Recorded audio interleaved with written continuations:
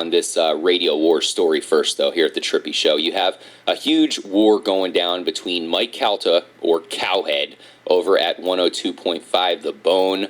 Bubba the Love Sponge, former station. In fact, if you ask me, I think Bubba the Love Sponge really grew that station to epic proportions. It doesn't accidentally get to that big of ratings. It takes a force to not only grow the channel, grow his show, and grow all the shows around him. Is Cowhead's show capable of doing that? I personally don't think so. You're seeing certainly a shrinkage here from the ratings from when the BTLS was there.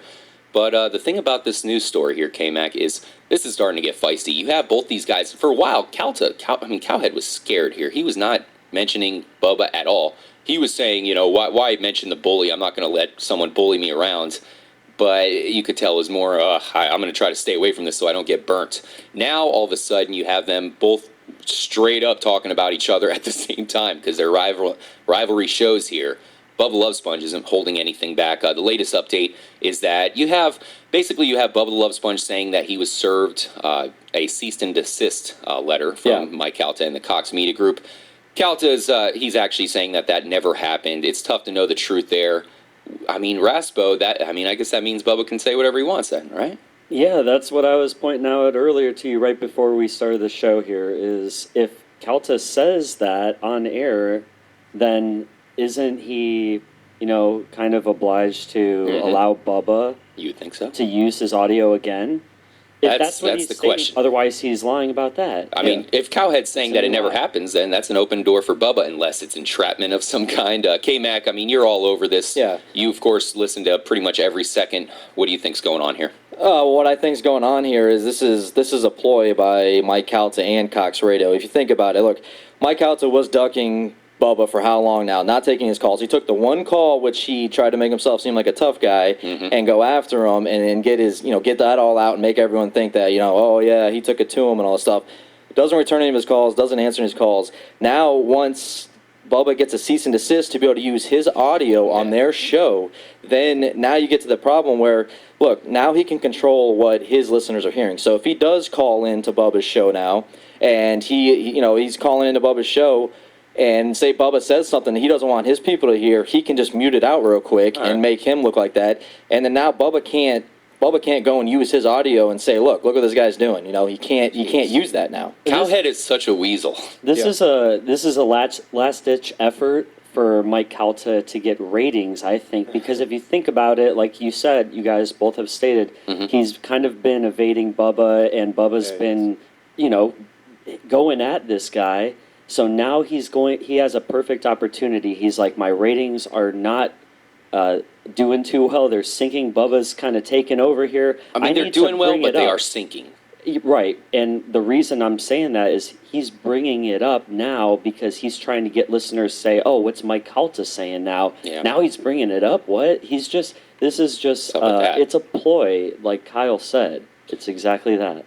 What are you thinking, Kyle? Are we pretty much assuming that Calta's probably in the wrong here? It just seems like at this point, when I try to listen to that show, it's just hard to really take these guys genuinely. They just don't seem like they're coming off genuine at all. We're talking about the Cowhead show. Yeah, exactly. They don't. Why? If there wasn't something going on here, then Bubba would have told, Mike Calta would have taken calls right off the beginning. Why would you duck it and then let it play out? If it's something that you don't want to deal with, you take care of it one time and you're done with it. You don't keep letting it go out and then finally start talking to Bubba. So I just find this very intriguing, the fact that Calta is completely avoiding talking about Bubba, and now all of a sudden it's a 180. Isn't that strange how that happens? It's funny how he changed his perspective. And perfect timing. And you know what? Calta can say that, yes, I did not serve you with the cease and desist because Cox Radio probably served him with the cease and desist. Apparently what happened today, just so you guys know, Mike Calta did mention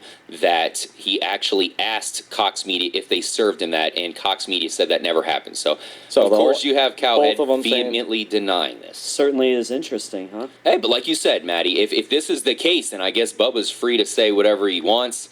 Once again, I'm sure there might be entrapment in play here. He basically told Bubba to tweet out that letter, and we didn't see that. We actually saw some funny fan-made letters that were poking fun at Cowhead. Definitely check out the Twitter feeds for both these guys. It's just really a war. I'm looking at the latest tweets here from Bubba the Love Sponge, the man here at the BRN. Looks like Calta's calling Bubba's show. He's saying thanks for sucking. I mean, come on. He's just got nobody on his show. You can't say that. He's scared of 25 Cent for whatever reason. It's funny how he's free to acknowledge Manson and even Ned, but for some reason, God forbid, 25 Cent be involved in the conversation. You got to kick him out of the studio altogether. Yeah, that's ridiculous. I was listening to where Bubba was talking to Tucker Carlson, actually, about the phone call, and it was funny what Tucker had to say about it. Definitely check that out. But that's going to be actually posted up on our YouTube. I'd say probably about the start of next week. That will be up there. That interview. Nice. Definitely check that out. But that was hilarious. I mean, it's definitely ridiculous what's going on. If you check out the Twitter feed on Bubba's Twitter, actually it's very funny. He's posting like retweets of his fans posting the cease and desist letter like on a post-it note. It's pretty hilarious. Oh yeah, so definitely hilarious stuff going on with the radio wars. And it is a radio war, guys. This is the biggest radio war that we've had in a while. I know Bubba the Love Sponge is really no stranger to radio wars, that's for sure. Yeah. But he's way bigger than Cowhead could ever dream to be. Cowhead is never going to make it to other cities. That's a joke. I mean, Bubba the Love Sponge was the #2 show behind Howard Stern at Sirius XM Radio. Howard Stern is the man. He is the #1 radio guy of all time. And the fact that Bubba is #2 at, of course, in some timeline, Cowhead could only dream of that. Yeah, I think it's absolutely hilarious how Bubba's actually manning like multiple radio wars right now in multiple cities, and Cowhead's like, I mean, how could you possibly stand a chance?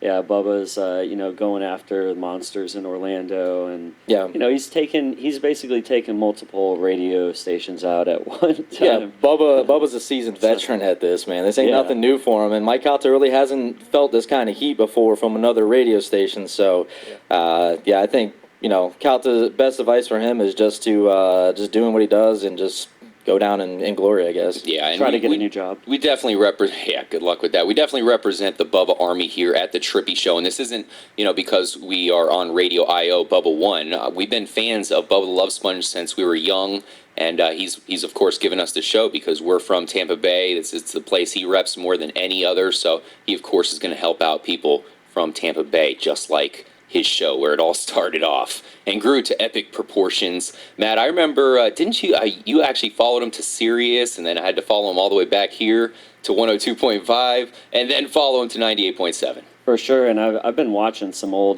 clips on YouTube of the Sirius days. So those days were awesome, but I think it's more exciting than ever. I mean, you have, like I said, these radio wars are awesome. Bubba's, and some people, I was reading today some comments online, just some like friends of a friend, 6 degrees separation type shit.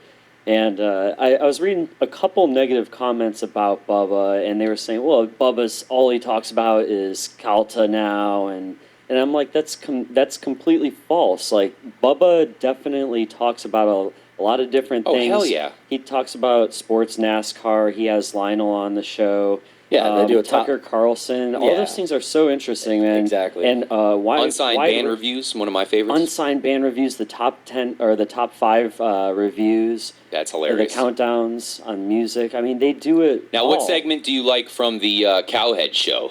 How about the open letter featuring Galvin? Man. No, even better than that. It's Carmen's I Think I Know, But I Don't Know, or some stupid shit like that. Well, you know what? I used to listen to Cowhead show when he was on afternoons, and I hated the open letter. They were either really corny or they didn't make any sense. Yeah. And the worst part is when you hear Calta do the fake laugh. Like, they're all like, I know. That's my problem. It's like, it's so ridiculous. And we're not haters here. I mean, we totally understand if you don't like the show, then don't listen to it. Obviously, we're all about that.